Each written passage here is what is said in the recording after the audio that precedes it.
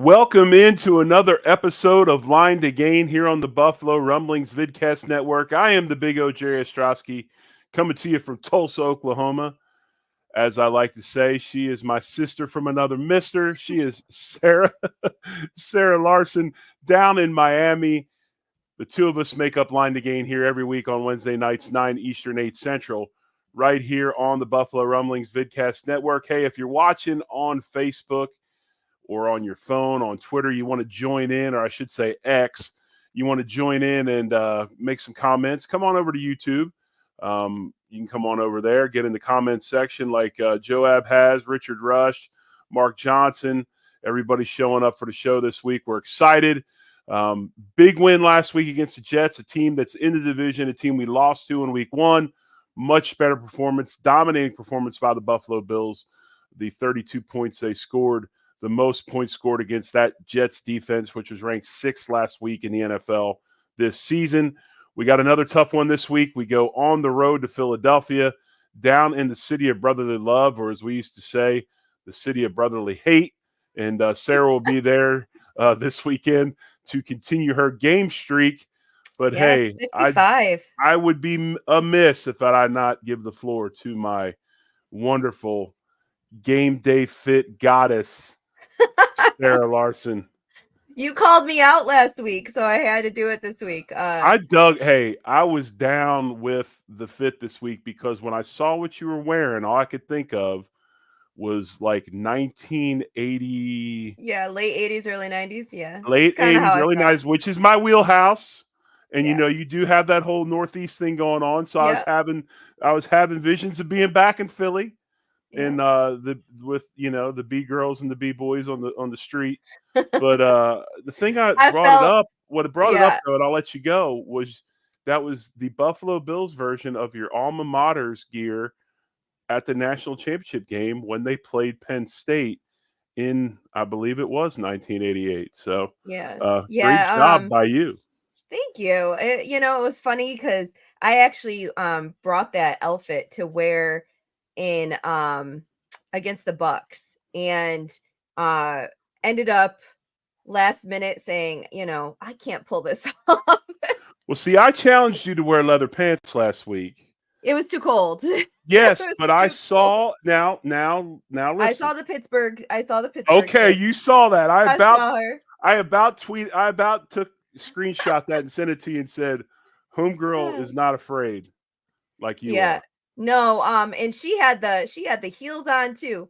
Oh yes, most def. I mean, if I had a suite that I would, and I didn't tailgate on a bunch of rocks, I might be able to pull something like that off on game day. But yeah, it makes it really hard to wear heels to a game like that. I'm like, I don't know how people do it. I thought that I wore I have Tims that have a thick heel, but they're still high. They're still like 3 or 4 inch heels, but they're thick. And I struggled walking on the stones that week. So I'm not all about that. I was giddy the other day. I've seen that the whole chunky bottom boot thing is coming back, man. The Doc Martin scene starting to show back up again. That's also my wheelhouse, man. I'm down with that as well. But hey, my partner in crime, she is a patient, and I feel that we need to get to this right away because these fine people at Fichte, Endel, and Elmer, they allow us to have this show. Proud sponsors of various shows on the Buffalo Rumblings Vidcast Network. Sara is a patient. She gave her experience a couple weeks ago. But here's a quick word from Fichte, Endel, and Elmer. Picture this. Crystal clear vision without the hassle of glasses or contacts. Imagine watching Josh Allen's game-changing touchdowns with absolute clarity. At Fichte, Endel, and Elmer Eye Care, we can make that a reality. Now, in a matter of seconds with Zeiss Smile technology, you can see clearly and get back to doing the things you love as soon as the next day. Visit us online at Fichte.com and take our free self-test to see if you're eligible and schedule an evaluation. At Fichte, Endel, and Elmer Eye Care, we are focused on you. Go Bills.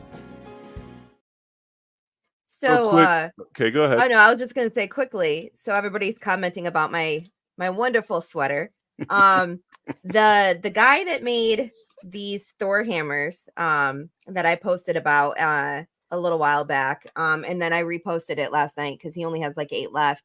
His wife knits. And I saw a crop top on her website, on her Etsy site, and I said, could you do that in red, white, and blue? And he asked his wife, and she did it, and I got it the other day, and I'm like, oh, I love it. So yeah, I mean, it's perfect. I think I'm gonna wear it to the Miami game down here, because I can wear just like a like a bikini top underneath it and some shorts. It's gonna be perfect. Not too hot, not too cold. I love it. But yeah, great job. She did amazing, and it only cost me $26. Well, So. I mean, I kind of feel amiss. We should spend the first 10 minutes of each show that we recap what you wore the week before and do a whole game day fit segment. I mean, I think it would be a killer. I mean, Yeah. seriously. I mean, we love the lady fans out there. We love Well, our girls appreciate that it. tune in every week. It's a little bit it's a little bit of pressure though, because I'll tell you what, it's getting colder, and I know. I ain't gonna be cute in the next couple of weeks. Right. I am going to be warm. Well, so So you need to roll with Allison, our girl Allison. She or Alyssa, excuse me, not Allison, Alyssa. She was sporting the sporty snowsuit, her and all yeah. her crew. So practical yet fashionable. I mean, she was like one stick of Yeah. chapstick away from being a 70s commercial. But no, it was cool. Hey, big win for the Bills this week. Bills win 32-6. It's funny, we come on here every week, Sarah. We like to talk about statistics. And you know what? Not a huge statistical game, but a really good game. Josh Allen was 20-32, 275. He did have 3 passing touchdowns. He did have 1 interception, 1 sack. But the guy that we talked about it last time, what do we want to see out of this Joe Brady offense? We'll get into that as we move along on the show. James Cook, highly involved, 17 carries, 73 yards, also 3 catches for 29 and a touchdown. Bills, I thought, were crazy efficient, and the defense, showed up again, took advantage of a inexperienced right side of a Jets offensive line, and then of course we all know the Zach Wilson issues. But really from play one, from the fumble caused on the kickoff all the way through, great game, 3 phases of the game by the Bills this past week. Yeah, I think that, a lot of the players said it when Reggie had that hit on the kickoff. It kind of set the tone for the game. And I believe that it, just hyped the guys up a little bit more. Kind of the same way as the, James Cook fumble the week before might have set the tone Right. for that game. So, definitely we've had some struggles on special teams here and there. So to see him, I think it was 2 kickoffs in a row, just literally level the Jets player returning. It was beautiful to see. So I hope we can see more of that. Staying with special teams, Bass 4 for 4 on field goal attempts. He did miss 1 extra point, but then Martin comes through with a big game punting, 3 punts. His longest was 39 yards. He averaged 34.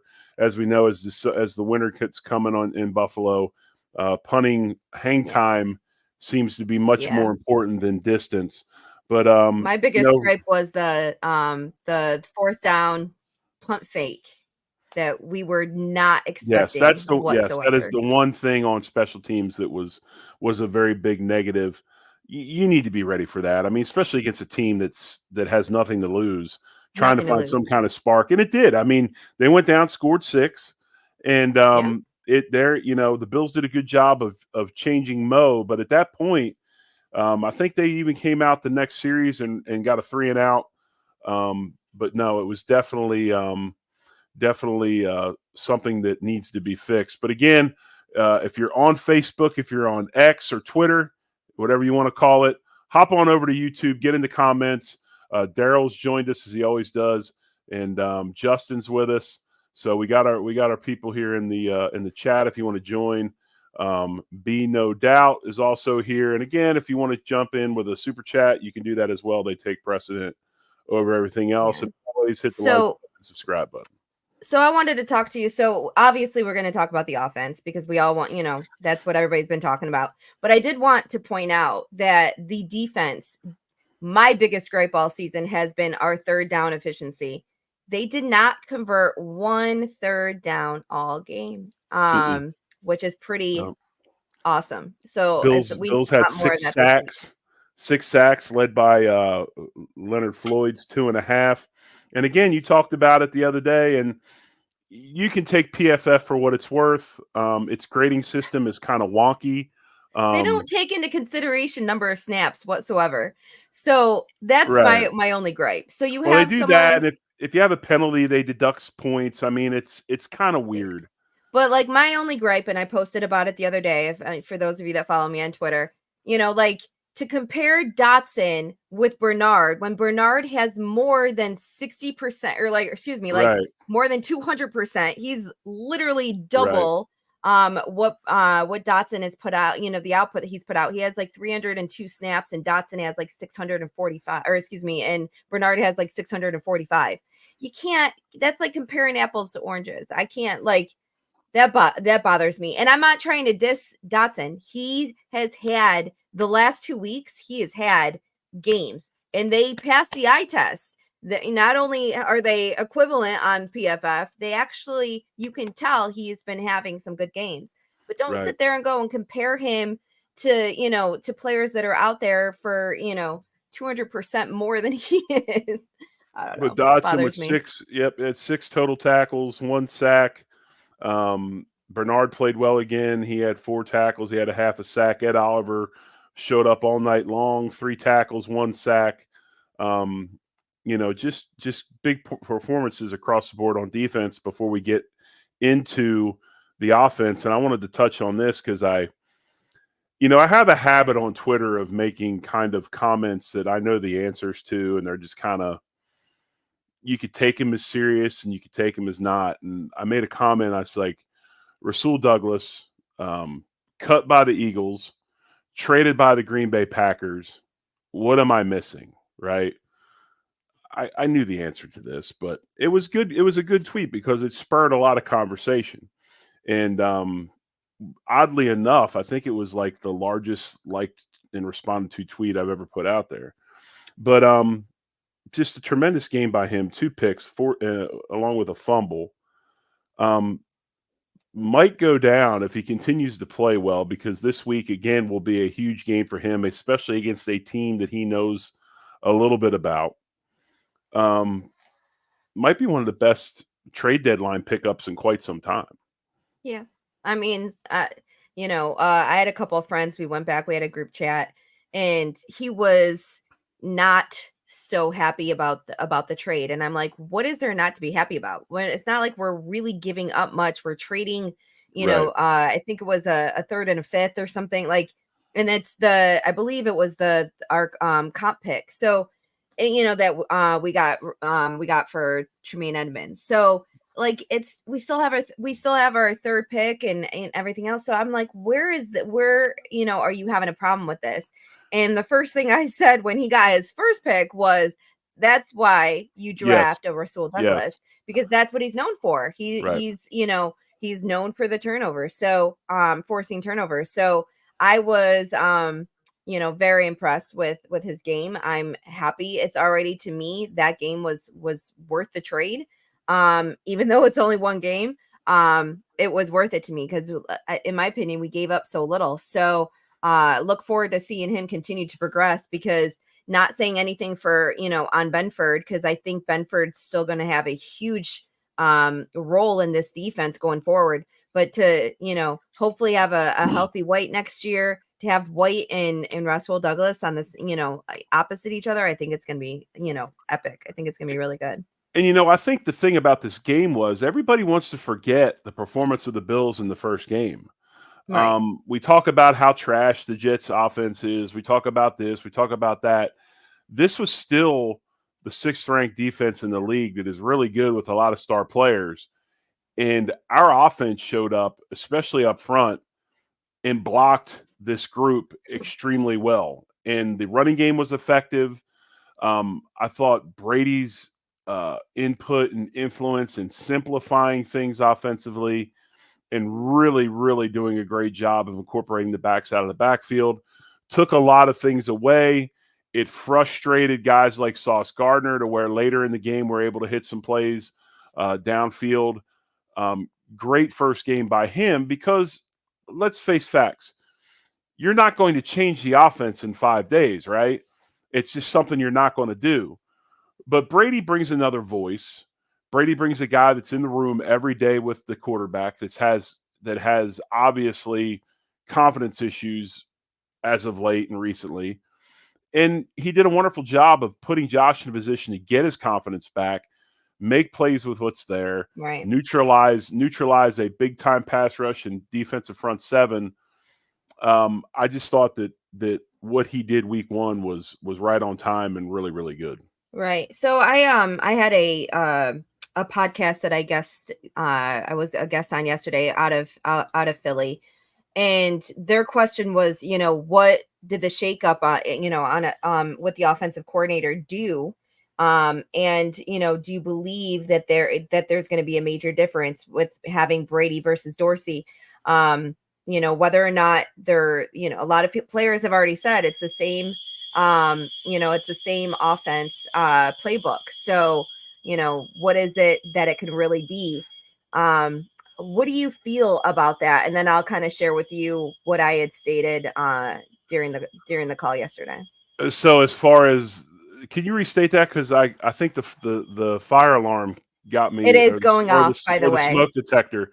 No, Say that one more time, please. Yeah, it is I can't believe you can hear it. I thought with my headsets on, you wouldn't be able to hear it. Hopefully it doesn't get too loud, but yeah, no. So he asked, he's like, with Brady coming in, what do you expect there to be any difference over Right. Dorsey, with there being, with a lot of players saying it's the same playbook. You're halfway through this season, what's the difference?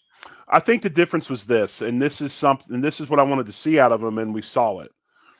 There are certain players on this team offensively that can make plays in games. I think the one thing about Dorsey was where he was hard-headed with was, and Gabe Davis has proven to us week in and week out that he's really not a reliable receiver. Some of the other receivers can do things in situations, but they're not guys that are going to go out and win play after play after play, right? We have one receiver right now, as far as in the wideout room, that you can hang your hat on that is going to go out and get open at some point. Now, that being Diggs. Diggs had a tough week this week with Sauce Gardner. That's one of the biggest, one of the hardest guys to play against in the league. The thing that he did was he identified playmakers in other spots. One of those being Kincaid. And I thought he even did more with Kincaid than Dorsey tried to do. And then the other one being James Cook. And then the other backs out of the backfield. He went with those guys and made plays with other positions and was able to get the ball moving with that, also built around a strong running game. I thought this was the very first game where I think you really saw the Bills get downhill up front, and there was a concerted effort to run the football against a team that is really good against the run with Quentin Williams and some of these other guys. Yeah. And that running game kept them off balance. They did different things, and I thought that his identification of the guys that I need to get the ball to that are not necessarily in the wideout room was a big deal, and he did really well with that. Yeah, and again, we won't really know what's going on behind the scenes, but I do believe that it is mid-season, so we didn't just throw out the playbook, obviously. I just think that he's probably going in and taking some plays and adjusting them, maybe throwing in a wrinkle or two. I said, but to me, and this is what I had said on the podcast yesterday, was my biggest thing when it comes to an OC, a good OC, you need two things. You need to be able to scheme up plays, and you need to be able to know when to call them.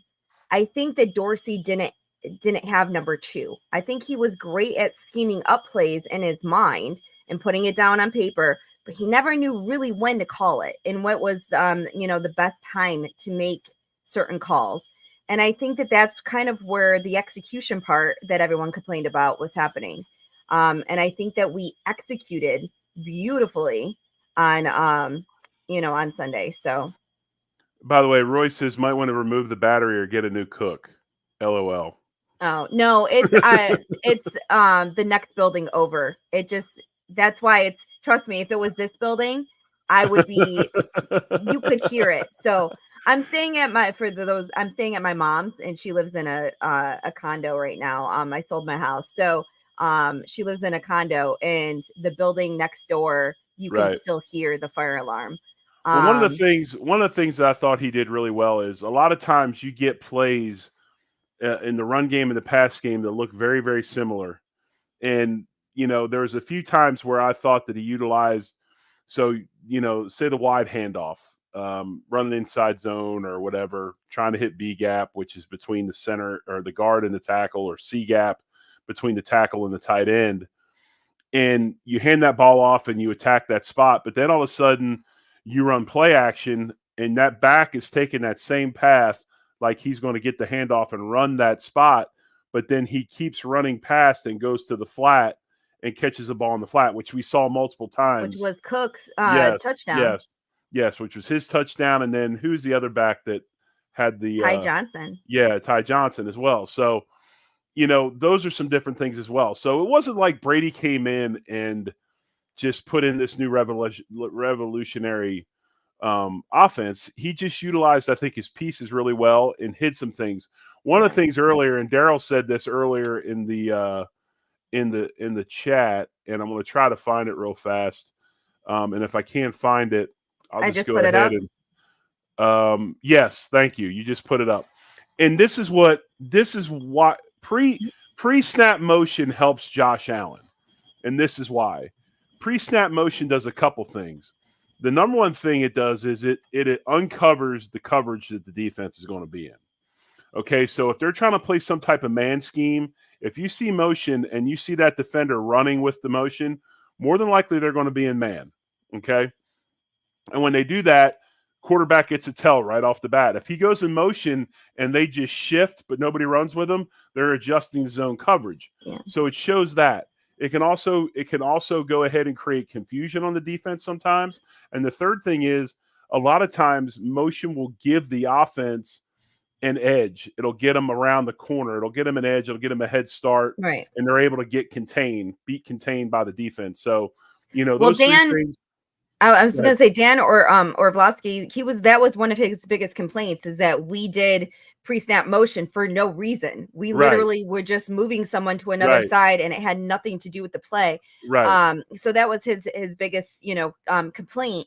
And we actually utilized some of that this game, which was great. Now, Roy just put question. I noticed we ran plays out of the shotgun. It seemed to work better this game. I will just say I disagree, because I counted, I think, 4 delayed handoffs out of shotgun that literally went for nothing. So I really wish that they would still stop that. And now I joked about it yesterday. But why do you believe it's delayed? What do you mean? It's obviously because it's not literally, he's not turning and handing it off. It's delayed. He holds it for a second, and then hands it off. It's also another form. It worked for the Eagles on Monday, but it's also it's another form of RPO. Well, yes, of course, but when you don't actually ever, like, if you're never actually pulling the ball down and throwing it, then it's not an option.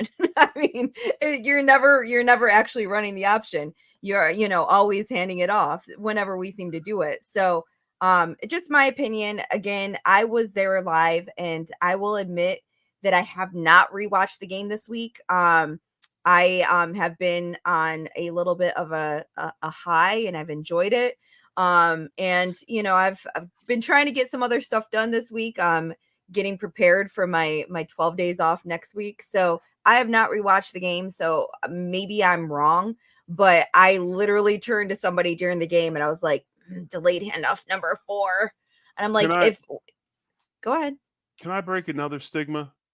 Okay. There are no differences in blocking between whether the quarterback is under center or if the quarterback is in shotgun. They're going to run their same steps. They're going to run the same blocking schemes, same aiming points, same head placement, all that stuff. There is no difference in running the ball out of shotgun or running the ball under center. It's the reason they run out of shotgun is, and I know everybody is obsessed, almost as obsessed as the no delayed handoff thing, which I get. I don't necessarily like it either. I know what they're trying to do. I don't necessarily like it. But the quarterback that everybody loves does not like to be under center. He does not. I know everybody wants him there, but he does not like to be under center. So that's why he's in shotgun. So if they're sitting in that I know room Josh and they doesn't ask like to be him, under center. yeah, if they ask him where do you want to be, he's going to take a shotgun snap. So anyway, continue. Yeah, I mean, he's admitted to it before that he feels like he could see the field better. And he likes to play from shotgun better because also gives him a little bit more time. And again, you're not going to, disrupt the defense and confuse the defense if every time you're under center, you run the ball, and every time you're in shotgun, you throw the ball. I'm not stupid enough. I understand that. So, you're going to have to go in there and mix it up a little bit. I just think that we do it too much. Now, the Eagles had a 19-yard run play off of a delayed handoff. Now, it was super delayed. Like I felt like I could have counted to 5 before it was handed was more off. of a true draw play than a delayed handoff. Yeah. So, agreed. It was a draw play. So, but it was one of those things that it can work to a certain extent. It just doesn't seem to work for us. But Matt asked what the main issue is. I don't really think the Bills have a main issue in their running game other than the center and the left guard are not Mauler type offensive linemen. Brown is a Mauler. Torrance is a Mauler. And as the great Eminem would say, the real Deion Dawkins stood up. Hey, he has played at a high level. I don't know what it has been. I don't know what the motivation was, but he's come out of his slump. And my goodness, I mean, Deion is playing tremendous football right now in the passing game and in the running game and with an edge, which I love more than anything. Yeah. That whole exchange last week with old Dude and then in the tunnel, that type of stuff goes a long way, not only on the field, but also in the locker room. So right. Hats off to Deion. That's the way to take the lead up front and be the lead dog that we know that you are. Yeah, so Roy S. doesn't play action work better from under center. I believe that Josh works better under center for play action, and it's been commented on for so long now that maybe that's why they've done away from it. But Josh is very good at play action under center, and I think he was number 1 or number 2 in the NFL statistically with play action under center. But to have play action work, you have to have a running game as well. So it all goes hand in hand. Yeah. Play action under center. We have a running game this year. Right. Play action under center usually is better because you can hide the ball more and you got more motion and chaos and those types of things. It's harder to see what's going on. I'm just telling you, though, your quarterback wants to be in a shotgun, but yeah, that whole argument, that one probably more so than the delayed handoff. I get migraines from the under center argument.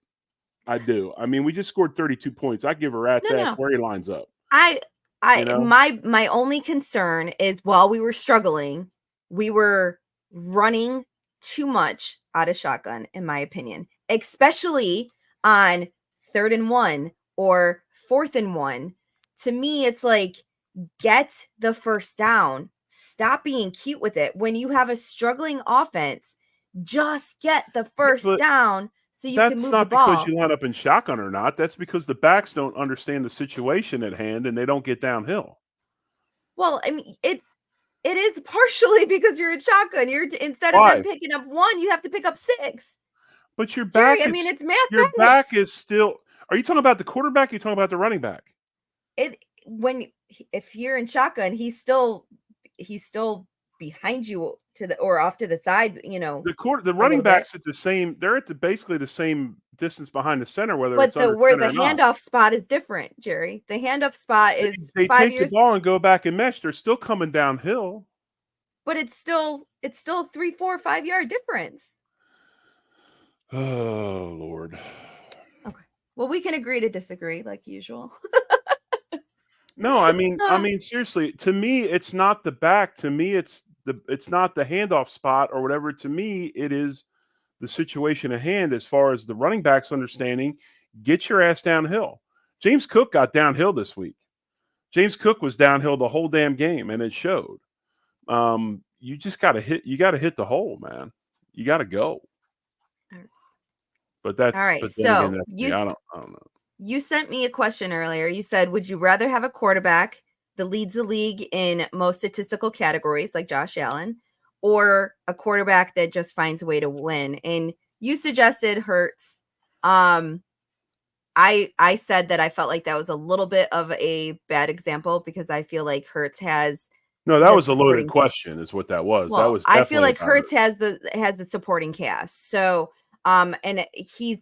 I think the biggest thing with the Eagles and Hurts, number one, they lead. I think they're second in the league in time of possession. So I think that goes a long way towards their winning. And then the second part to that, to the loaded question on my end was, I feel like with specifically the Eagles, because I've watched them enough this year, they've had a couple of things really go their way. So you said exactly to a T, exactly what Spence said. When did you talk? I mean, I wasn't part of that conversation. Spence was on the deal tonight. What's him and Joe? Hump day. And I was only on for the first 20 those minutes, exact were. I mean, like two great minds think alike. Way to go! I think you guys rehearse it. I think you guys talk before the show. You texted me after you had already spoken to him, I guess. I didn't speak to him. I just watched it on okay. YouTube. So no, right. I think that you were partially. Now you're calling me out because I had to leave that show early. So now I feel bad. I think you're partially correct. Okay, I do believe that the Eagles, personnel wise, have a much better football team than the Buffalo Bills. I do believe that. But I also think they've been lucky. I think that whereas the Bills haven't been this season, we've had our moments where a tip ball gets intercepted. Well, Monday night was a prime example to me, Sarah. Monday night was a prime example in that Hurts was there. The Eagles in general were trash in the first half. Then you go to second half. Hurts did not make all the throws. He never makes all the throws. If you look at his year statistics, I believe his quarterback rating is either the exact same or he might even be just a smidge under Josh. But the guy wins. When he needs to make a play, he makes a play. Mahomes, over the last so many years, has been that guy. Now, all of a sudden, drops, things of that nature. He's not that guy. And he hasn't been that sharp either. But the point being is that I think that, am I saying that Jalen Hurts is elite? I'm not saying he's elite at all. I was the first guy because we got a whole face full of Hurts in Oklahoma because he played quarterback for Lincoln Riley at OU. Okay, which is, in the state of Oklahoma, that is like basically sitting on the right hand of God if you play at OU or you're especially the quarterback. But the guy finds ways to win, and when he's needed, he makes the plays. And I just think that he is way undervalued as far as a starting quarterback in this league. I don't think so. I think he's been getting a lot of hype over the last 2 years and been, raised up and as one of the top 5 quarterbacks in the league. Well, I would say that, but that does not go with your narrative of that they're lucky, that he has a supporting cast. No, I feel like the reason why they're 9-1, because we'll go back to the adage of whether or not wins are a quarterback stat. I feel like part of the reason why they're 9-1 is the supporting cast and the luck narrative. They have been a little lucky at times, but again, you can't put all that on Hurts if you're going to also say that all the wins or losses are not on Josh. So if wins and losses are not a quarterback stat, then you can't say that's because Jalen Hurts finds a way to win. I think wins and losses in the NFL are way on the quarter. I never said that they weren't on the quarterback. No, but it's been a discussion. Bruce Nolan will have an hour conversation. If Jalen Hurts or Josh Allen played for the Jets, they would have a winning record right now. Well, what I'm stating is, if you want to have an hour conversation with Bruce, he will go on and on and on about how quarterback wins and losses are not a quarterback stat. Well, I can't tell you because I don't know who Bruce is, but Bruce is part of our network. I know who he is, but we don't know him. Yeah, I don't know who Bruce is. But I just really believe in this league with 25+% of the salary cap going to that player wins and losses most of the time fall on that guy's shoulders. Very few times in this league and throughout the history of the league, other than say like Tampa Bay one year, Baltimore with Dilfer, did teams win championships with very, very poor quarterback play. I just think it is. I mean, look at this football team. We've won a lot of games with Josh Allen playing out of his mind, with the rest of the team playing very poorly, and those games were won because of Josh Allen. I just think that I don't know. I mean, and believe me, it's the Eagles do have a very, very good team, and we'll talk about the Eagles here in a minute. We got to get to. I'll tell you what. Let's do this. Let's go to our other sponsor of our show. Let's go to Picasso's Buffalo's Pizza. Great sponsors of not only our show but others here on the Buffalo Rumblings Vidcast Network. Let's hear from Picasso's. Hey, football fans, the season is here, so you know that means family, football, and food. But for the NFL's best fan base, it can't be just any food. Bills Mafia only eats the best during the season, and the best is Picasso's Pizza. With 4 great locations in Western New York, it's so easy to treat yourself to the most flavorful pizza on game day. Picasso's, we are Buffalo Pizza, shipping local and nationwide. Order online at picassospizza.net. The Bills travel to the city of brotherly love on Sunday. It's a 4:25 Eastern kick in Philadelphia as the Bills take on the Eagles. Eagles in the middle of their gauntlet of the schedule. And then people are calling this a trap game for them. And then the Bills, because the Eagles play us and they go to Dallas to play the Cowboys. Yep. Bills play the Eagles. Then they have to go to Kansas City once again. San Fran, and then the Cowboys. I think they go to Cowboys and then they go to San Fran. Right, I'm talking about the Bills. Then go to Kansas City. Oh, got you. I thought you were talking about. Then the Bills go from Philadelphia to Kansas City. Big game this Sunday. I will start it off as saying this, and I agree with what you said earlier. You didn't really say this, but you kind of said it. So if I'm putting words in your mouth, please correct me. But when you look at paper, the Eagles do have a better roster across the board. They are strong, one of the strongest offensive lines in the league, one of the strongest defensive lines in the league. Receiver-wise, they got plenty of receivers. DeAndre Swift was probably the biggest trade pickup in the league. He's been tremendous. Hurts makes plays when he needs to. This Eagles roster, except for one area, I would say 1.5 areas. The secondary, because they have been the same. They've had the same issues that the Bills have had. They've got like 4 or 5 guys that they relied on that are out for the season or out for long periods of time. Linebacker group is okay. They've actually, I can't remember the guy's name, but whoever was just cut by the Colts, I saw today that the Eagles are inquiring about possibly picking him up. But you look at these two rosters. Yeah, when you look at these two rosters, on paper, Philadelphia has an advantage, especially at the receiver spot with Brown and Smith and the others. So it will be a big time game for the Bills. They're going to have to do some stuff, definitely offensively against this front that the Eagles will line up on Sunday. Yeah, I think the one, I guess benefit that's going to benefit the Bills is they don't really have a tight end right now. So I think that's going to be we don't have to be as overly concerned. Yeah, I don't think we're going to have to be overly concerned there. So Dallas we can, Goddard is out. Yeah, Dallas Goddard's out. So we can focus a little bit more on the run game and the passing game with the wide receivers. So I'm pretty okay with Russell Douglas and Benford and how they have been playing up against some, decent wide receivers.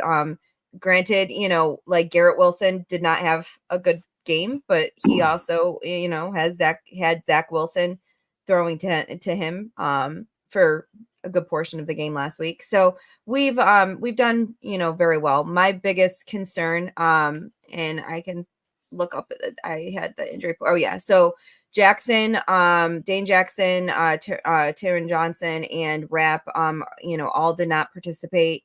And then limited was Hyde and Cam Lewis. So we literally have 5 people that are in our secondary that are going to be questionable for the game. Obviously, it's only Wednesday. They only did a walkthrough.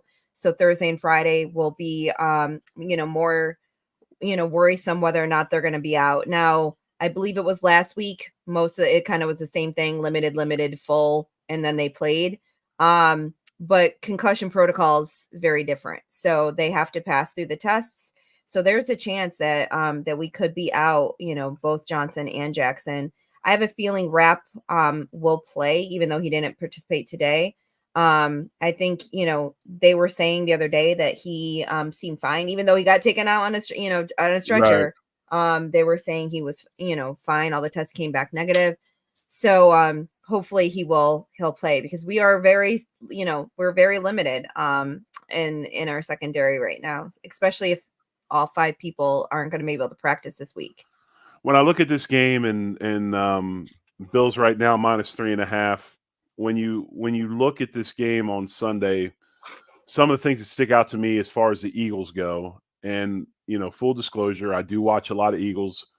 That's where I grew up. That's my childhood team. So my 2 teams are playing each other this weekend. I'm kind of in a conundrum, so to speak. But when you look at the Eagles, one thing they do really well is they play well at home. That crowd is a big crowd.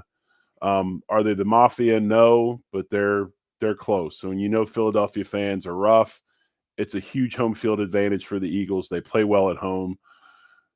The Bills have to figure out a way to control the running game of the Eagles. I think that's one thing that Kansas City did in the first half anyway, was stop the run and made the Eagles pretty one-dimensional, because I don't think Jalen Hurts is a quarterback like Josh Allen. Then you just sit back there and go, okay, you're going to have to throw it 45 times a game and we're going to have to win this thing on your arm. I just don't think he's a good enough passer for that to happen. So with that being said, Bills need to control a running game against, like I said, arguably one of the best offensive lines, if not the best offensive line in the NFL. The other thing you're going to have to do is what they did this past week against the Jets. They played a quality defense and got after them. They need to take that game plan, that blueprint, and take it to this week, because that defensive front of the Eagles is absolutely nasty, and it's huge. Yeah. It's a huge front, and it's experienced along with younger guys. It will be a big-time task for the Bills to play against that defensive line. With that being said, if they can get the running game going a little bit with Cook again, because the Chiefs did have some success with Pacheco, if they can go ahead and do that, possibly get the play action going, doing some different things. And the other thing that they need to do, and I think this is what's going to go on Josh Allen, is that the Eagles, for some reason, and I don't know why, they have a really hard time of keeping contained with running quarterbacks. Mahomes had a bunch of big plays with his feet. When they played Dak and the Cowboys earlier this season, he made a bunch of plays with his feet. They will rush undisciplined. They'll have defensive ends that need to stay outside rush for contain. They will jump inside. Josh needs to take advantage of that and make some big plays with his feet. I think it could be a huge game running for him. Probably he has an opportunity to have it be one of the biggest running games he's had in quite a while against the Eagles this weekend. So those are some things to look at. But again, it's going to come down to, can you make timely plays? Can you protect the football and play some defense and, see what happens? That's my three keys for the game for the Bills were winning the turnover differential. We have to, obviously, once we start losing that battle, not only does our psyche go down, the rest of the play, the way we play tends to react to that. And controlling the clock. The one game this season that the Eagles lost, it was the one game that they lost the time of possession as well. So it's a good call. Yeah, I definitely think that if we can, control that, which obviously means we're keeping the ball out of Jalen Hurts and Swift's hands, I think that we definitely have a good chance of pulling off the win. I think that the biggest thing on our side is making sure we can get our wide receivers active early. Because I feel like when we get certain people involved, they tend to play better throughout the rest of the game. So, whether or not we're going to get Gabe Davis involved, I could care less anymore. I've had this argument, and I actually jokingly, I had this argument with Matt from Buffalo Rumblings yesterday for like 2 hours, and I was like, "You're not taking me out of my good mood," but I don't care anymore. I'm at the point right now, give Khalil Shakir the ball. He is at this point in time, he's catching at 90%. Kincaid is catching at 87%. They are sure-handed. Why are you gonna, involve Gabe and give him 8, 9, 10 targets if he's only gonna catch 4? What is the point of that when those other 6 targets could go to Khalil or go to Kincaid, and they're going to catch, 4 or 5 of them. So why not, why are you going to do that when it's just right now the math is not mathing for me when it comes to Gabe Davis. So I'm not saying take the ball out of his hands completely. If, you can scheme him open, you can, figure it out, have him be part of the progression. I just don't want him to be the number one progression, anymore for right now. And here's another thing, and I didn't talk about it earlier. That secondary of the Eagles is susceptible to getting their head in the backfield. So if we're able to run a little bit, and if you want to put 17 under center, by all means, have at it. This is a week to be play action heavy, because when Philadelphia gets when they go ahead and they get frustrated on defense, they take a lot of chances, and you can make big plays on them.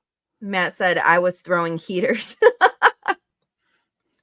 Yeah, it was I had to tag somebody in because I was getting frustrated.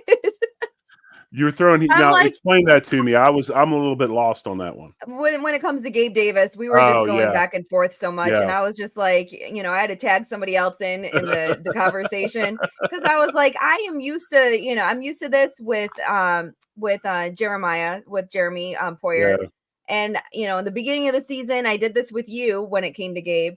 I want Gabe to succeed. When Gabe succeeds, we could succeed, technically speaking. But I'm over it at this point in time. I spent all last year trying to defend him. I was like, I'm and the reason why you try to defend him is the same reason why I usually defend Jalen Hurts, is the fact that he's a hell of a guy. He's a locker room guy. He's a leader. He works his ass off. I mean, and a lot of people have asked, he's a captain. Of course he's going to be back. I'm like, he's the captain because everyone loves him. Yeah. But you want him to succeed. At a certain point in time, you have to look at the fact that over the last 5 games, the guy's not even catching. I think it's like 15 of 29 or 15 of 30. 50% of his catches he has not caught in the last 5 games. Can't do that. I agree. So it's some, it's just, it is what it is. And, I don't think there's any magical play sheet or magical play calling that Brady can do to get him to be productive. I mean, he's got to find a way to get open. That was my biggest argument at this point in time. If Gabe is getting targeted 8 times and he's only, bringing in 3 or 4 of those targets, he was targeted. He was part of the game plan. We were trying to utilize him. So my biggest argument for the people are like, well, he's not being utilized correctly. Well, him being utilized correctly was the result of Joe Brady this week by having him out there blocking and doing all the other, misdirections and all that other stuff. You could call him MVP. You can call him the player of the game, offensive player of the game. I don't care. I am so happy he kicked ass on Sunday by, blocking people. If that means that he's not dropping passes, deflecting passes off of his, hands and causing turnovers, I'm okay with it. I want him to succeed in any which way that makes the Buffalo Bills succeed. I just do not see us paying him wide receiver 2 money next year at all. Nope. All right. So what are we going to do here? I think we've pegged this game pretty good. So but quickly before we start to get out of here, so I'm obviously going to the game. You've been in Philly. We have a couple people who live in Philly. So obviously I'm gonna do the whole Pats and Geno's Philly cheesesteak thing just so I can pick on my son. We used to be very big man versus food people. So he's always wanted to go. I've heard it's trash. So I'm a huge Philly cheesesteak lover though. I love Philly cheesesteaks. So where do you recommend other than that? Obviously, I'm going to spend a crap load of money on taking a bite or two, but I will give everybody my honest opinions as I What I will say is this, Sarah. What I will say is this, because any fan base can appreciate this analogy. It's the Buffalo Bills. When tourists come to Buffalo, where's the place they want to eat wings? Oh, either Duff's or Anchor Bar. Duff's or Anchor Bar, right? Anchor Bar was the one I was going with. It's the same thing in Philly. If it's your first time there, you want a cheesesteak, they're literally across the street from one another. Yeah. So what you do is you go, especially if you have a friend, you go to one side, you order a cheesesteak from Pat's, cut it in half, you have a half, then you walk to the other side of the street, you go to Geno's, you do the same thing. You compare and contrast. So when anybody ever says, did you go to them? You said you did. Then you never go back again. Okay? You never go back again. My favorite, I have 2 places that I really, really like.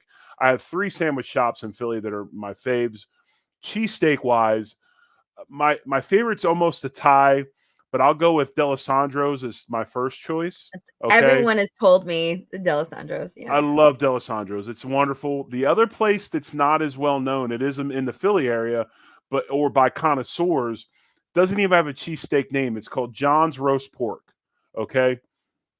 If you're really down with the Philly food scene, a lot of times the roast pork sandwich is probably better than the cheesesteak. But John's makes a cheesesteak that's got a ton of meat in it, cheese. It's got a seeded roll. It's amazing. It's really, really good. So either D'Alessandro's or John's Roast Pork are my 2 favorites. Yeah, I think D'Alessandro's might be a little too far away from where I'm going to stay. What else do you got to do? Well, I mean, I'm going to, go run the stairs and be Rocky and then go over and see the Liberty Bell. That's pretty much it. But, I can't do, I've decided I'm probably going to do 3 places. I was hoping that Geno's and Pat's were going to have like a kid option because I'm going to literally take like 1 or 2 bites of these sandwiches and then throw them away. But got to say you did it. So here's the other place I'm going to tell you about that's sneaky that some people know about, some don't. There's a place in Philadelphia called the Reading Terminal. Okay. It used to be a train station. Now it is a market, and there's probably 350 plus booths in this place. You can go in there, and they got the Amish bakeries. You can get the whoopie pies, the pecan, I've the looked at rolls. This place. It's close to my it's close to my sticky hotel, rolls, all that. You can go through the line, but there is a sandwich shop in there. It's called the Nick's Roast Pork. Okay, it is absolutely wonderful. Since you guys were big man versus food people, it was on that show, I believe. It might have been on Triple D, but I think it was on Man versus Food. You go in there, get you a roast pork sandwich with the provolone cheese, and get the sautéed hot peppers and the broccoli rabe to put on top of it. It is absolutely phenomenal and dynamite. One of my favorite sandwiches of all time. And what's the name of that place again? It's called The Nick's. Dinics. The Nick's. All right. And then Daryl actually sent me a couple places earlier as well. So the guy that I did the podcast with on yesterday on Tuesday, he sent me 3 or 4 places. But y'all were definitely in agreement with the D'Alessandro's. I just don't think I'm going to be able to make it all the way up there. It would just Uber alone would make it a very expensive trip there and back just to get the cheesesteak. So I'm definitely going to check out a couple of places. If you go by, see, Tony Luke's used to be really, really good. I don't even know if Tony Luke's is still owned by Tony Luke because there was a lawsuit and back taxes and all this. But real quick story, since we're talking about cheesesteaks, before we get to the next thing, we only got like about 5 or so minutes. We played a preseason game down there one year in Philly. And Ted Cottrell, our old defense coordinator, is from Chester, which is right next to Philly. So he had a hoagie shop over in Chester that he would bring hoagies over from. So he'd ask guys and like, yeah, get me one. And then we had Joe Panos on the team that played in Philly. And so Joe and I are like, dude, we need to get cheesesteaks. So Joe comes up with a plan that he calls Tony Luke's from the locker room at halftime and says, hey, we want to order X amount of cheesesteaks. Can you bring them to the stadium? So the guy comes to deliver them to the stadium. We gave the money to the equipment guy, one of the equipment guys, to give them up in the locker room and leave them in the locker room. The Tony Luke's guy couldn't find him. He wasn't leaving until he got his money. He walks onto our sideline with this freaking bag of cheesesteaks, wanting to get his money, right?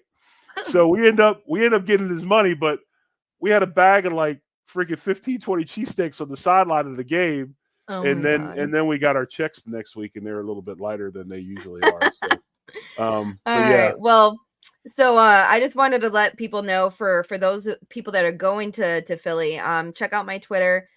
Saturday night, the Bills Backer Bar. I am not going to be able to pronounce this correctly. Tirnanog. It's Tirnanog, Irish pub from 6 to 10. They are doing a Bills Backer party. It is all ages. So, bring kids if you guys are there in Philly and come hang out. If you are there, come by and say hi to me.